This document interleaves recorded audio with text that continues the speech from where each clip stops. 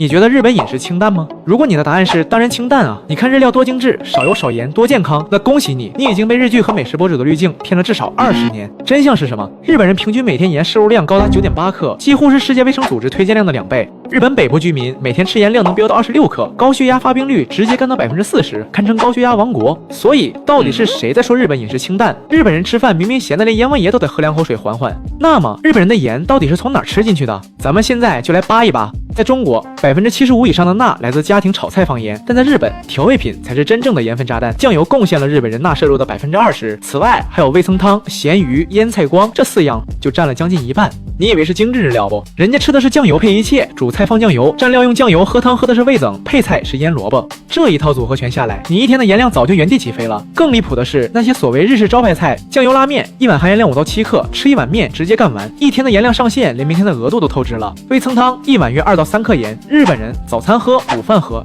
晚饭还得喝，一天3碗，光喝汤就干掉6到9克盐，这还不算菜里的，还有各种腌菜，什么梅干、腌黄瓜、腌萝卜，顿顿都有。一颗小小的梅干含盐量就能占到一天推荐量的20%以上。日本菜说白了就3种味儿：盐味儿、酱味儿、酱油味儿。你管这玩意叫清淡？那么问题来了，为什么全世界都觉得日本饮食清淡？第一，被少油给骗了，少油加少盐等于健康，这是我们脑子里被植入的公式。日本人做菜确实放油很节制，油是按滴算的，出点油恨不得用吸油纸给它吸干，但盐是按同道的啊。这就好比一个杀手，虽然他不用刀，但他改用毒了啊。你以为你在吃健康，其实你吃的是高钠低脂套餐，血压飙升的同时还得感谢人家让你不长胖。第二，被精致摆盘骗了。日料的摆盘是真精致，小碟子小碗，颜色搭配讲究，看着就高级。但你没发现吗？每一道菜都要蘸酱油，刺身蘸酱油，寿司蘸酱油，豆腐蘸酱油，连吃个鸡蛋卷都要蘸酱油。一顿饭吃下来，你面前的酱油碟可能空了又满，满了又空。你到底是在品味美食，还是在喝酱油？第三，被长寿骗了。